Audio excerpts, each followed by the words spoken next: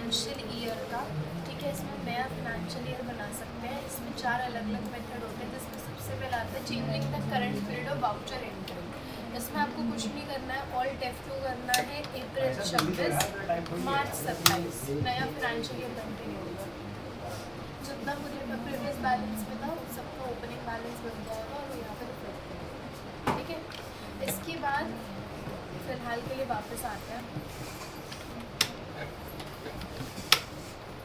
ठीक है। इसके बाद आता है एक्सपोर्ट इम्पोर्ट, ये मैं चैप्टर 3 के साथ भी समझाऊंगी।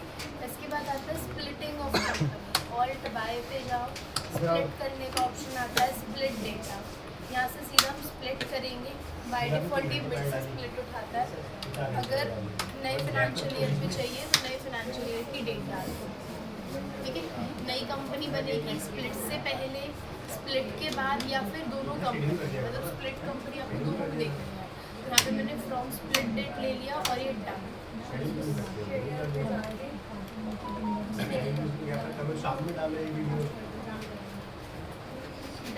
अब देखो एक बनी है पुरानी कंपनी यहाँ पर और एक बनी है अप्रैल 26 से। तो ये वाली जो कंपनी है ये अप्रैल 26 से है और ये वाली जो कंपनी है ये पुरानी कंपनी है। तो यहाँ पे अब यहाँ लिखा हुआ आ रहा है, तो अब सिर्फ इसका फाइनेंशियल ईयर चेंज करो तो एक ही कंपनी के 2 पार्ट बने, ठीक है। स्प्लिटिंग का बेनिफिट क्या होता है? क्लोजिंग फाइनेंशियल ईयर स्प्लिटिंग का बेनिफिट होता है डेटा का साइज रिड्यूस हो जाता है। हमारी कंपनी में एक फोल्डर बनता है ना, और उस फोल्डर पे ही हमारी सारी चीज़ें जो है फॉलो अप होती हैं। तो उसका साइज़ जो अगर हम लोग लगातार काम करेंगे तो काफ़ी बड़ा हो जाता है। तो उस साइज़ को ब्रेक करने के लिए हम लोग कंपनी को स्प्लिट कर लेते हैं, ठीक है। हमारे पुराने डेटा को सिक्योर रखने के लिए और एक नए फोल्डर में काम को स्टार्ट करने के लिए स्प्लिट का यूज़ होता है। इसके बाद स्प्लिटिंग के बाद आप नई नंबर सीरीज़ बना सकते हो, जैसे हमने बनाई थी हैंडलिंग GST वाले में, तो नई नंबर सीरीज़ बन सकती है। अनवांटेड और अनयूज्ड लेजर, ऐसे लेजर जो आपने काफ़ी टाइम से यूज़ नहीं करे हैं या फिर आप यूज़ नहीं कर रहे अपनी कंपनी में, नहीं करना चाहते, तो वो सारे ऑटोमेटिकली डिलीट भी हो जाता है, ठीक है। और आपका पूरा का पूरा डेटा जो है वो स्प्लिट करते ही नए फाइनेंशियल ईयर में जाके हो जाता है, कंटिन्यू हो जाता है, कैरी फॉरवर्ड, ठीक है। ये स्प्लिटिंग के बेनिफिट है। स्प्लिटिंग करने से पहले हमें 3 चीज़ों का ध्यान रखना है कि हमारे बुक्स ऑफ अकाउंट्स फाइनलाइज्ड होने चाहिए, ठीक है। अनएडजस्टेड फॉरेक्स गेन, जब भी हम लोग किसी और कंपनी मतलब किसी और स्टेट से डील करते हैं तो करेंसी एक्सचेंज होती है ना। हमारा रुपी है, उनका करेंसी कोई और होगा, लेट्स से पाउंड डॉलर। तो रुपी और पाउंड या डॉलर के एक्सचेंज में कुछ गेन और लॉसेस होते हैं, तो उसे हम बोलते हैं फॉरेक्स गेन या फॉरेक्स लॉसेस।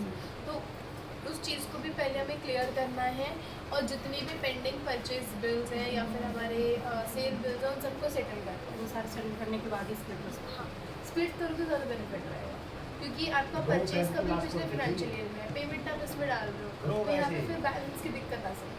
वैसे कर सकते हैं, बट मतलब हमारे उसके लिए तो वो दिखा रहा था कि डेट करा था 2 तारीख को, ठीक है।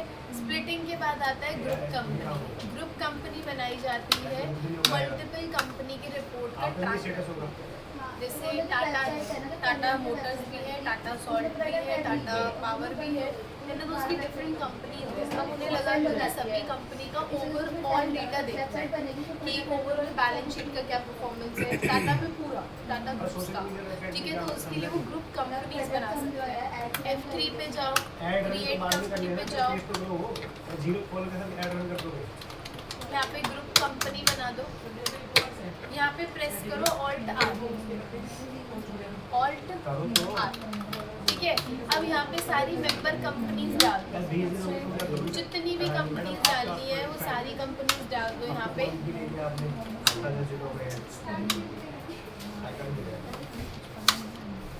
तो अब यहाँ पे होगा क्या, इन सभी कंपनीज का एक ग्रुप बन चुका है, और आप अपनी एक्स्ट्रा कंपनीज को चाहे तो क्लोज भी कर सकते हो, कोई दिक्कत नहीं आएगी। मैंने मतलब पेज भी बनाया है और कैनवा भी बनाया भी है, बट अभी मैंने अपलोड नहीं किया।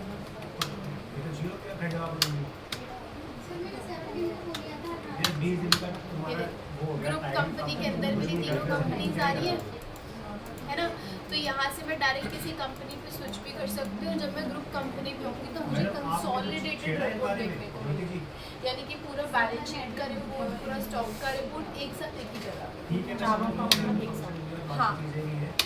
बट करना तो पड़ेगा ही ना। इसमें कोई एंट्री फिलहाल है नहीं, मोस्टली कंपनी से इस वजह से वो दिक्कत दे रहा है। और अपन ठीक है, तो ये होती है हमारी consolidated company group company. Clear है? पूछो सवाल। चैप्टर 4 खत्म। याद आया? ये क्लास में करा दिया था। ठीक है। चैप्टर 4 में यही है, बस एक्सपोर्ट इम्पोर्ट है जो मैं चैप्टर 3 के साथ करा दी। ठीक है, आगे चलिए।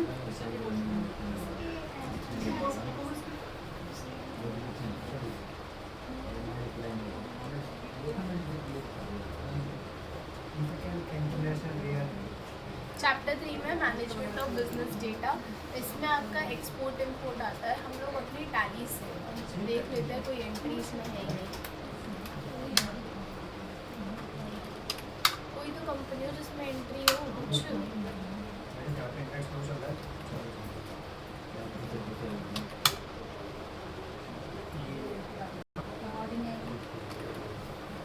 आज 2 डिग्री का अंतर है,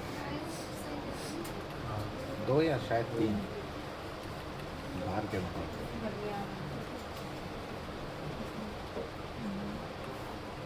अच्छा, अब सिंचर किस कंपनी में काम करते कुछ याद है? कोई काम नहीं कर रहा है। मोबाइल क्या तो एक्सपीरियंस शेयर करा था मेरे के साथ।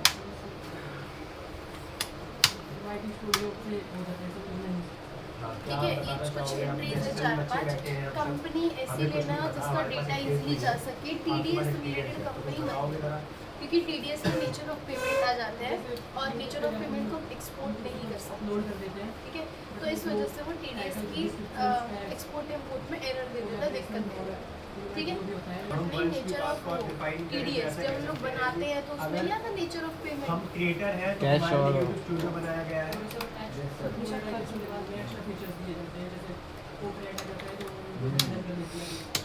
कर चुके हो तो बढ़िया ठीक है, है।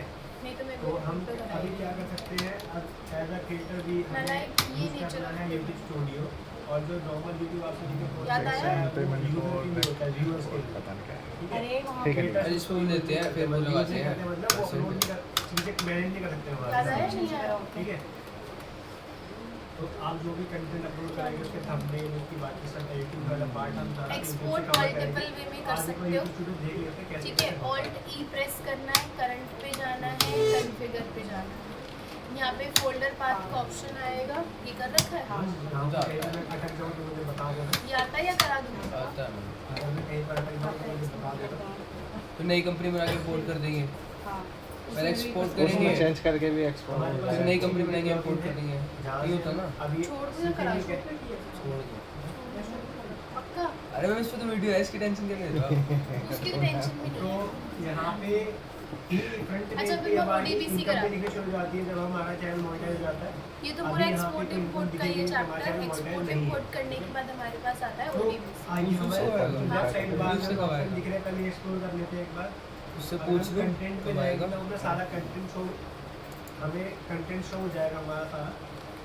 कौन सा कंटेंट जो है ड्राफ्ट में पड़ा है, कौन सा कंटेंट पब्लिश हो चुका है।